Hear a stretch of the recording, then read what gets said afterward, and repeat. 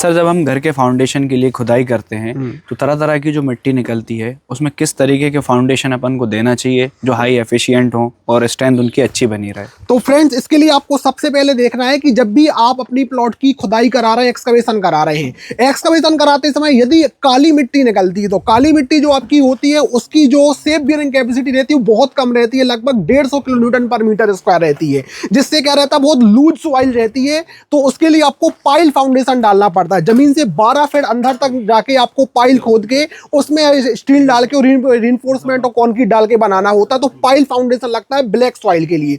यदि आपके घर में भूरी मिट्टी निकली है तो भूरी मिट्टी निकल रही है तो उसकी जो सेफ बियरिंग कैपेसिटी रहती है वो लगभग 250 किलो न्यूटन पर मीटर स्क्वायर की रहती है, मतलब आपकी काली मिट्टी से थोड़ी ज्यादा। तो उसके लिए आप जनरली बॉक्स फुटिंग देते हैं। आप देख सकते हैं इस प्रकार से बॉक्स फुटिंग दे दी जाती है। बॉक्स फुटिंग डाल के नीचे 7 फीट गड्ढा करके बॉक्स फुटिंग डाल सकते हो। हाई राइज बिल्डिंग में यदि आप जा रहे हैं तो आप मैट या राफ्ट फाउंडेशन पूरी डाल सकते हैं। बट यदि आपके घर में प्लॉट में लाल मिट्टी निकल रही है, पथरीली वाली ये मिट्टी निकल रही है, इस प्रकार से निकल रही है, तब आपको याद रखना है इस प्रकार से आपको डीप बार डालना है। मतलब आपने देखे हैं यहां पर आपके ये डीप बार डले हुए हैं। डीप बार आप पत्थर में अंदर घुसेड़ के डाल के उसके बाद फिर आप फुटिंग को अच्छे से क्या करेंगे, मजबूत बनाएंगे, फिर आप कंक्रीट डालेंगे। क्योंकि जो आपकी लाल मिट्टी रहती है उसकी जो सेफ बियरिंग कैपेसिटी रहती है वो थोड़ी और ज्यादा रहती है, लगभग 300 से 350 किलो न्यूटन पर मीटर स्क्वायर रहती है। तो इन चीजों का यदि आप याद रखते हैं तो स्ट्रक्चर आपका हमेशा सेफ रहेगा। काली मिट्टी के लिए पाइल फाउंडेशन,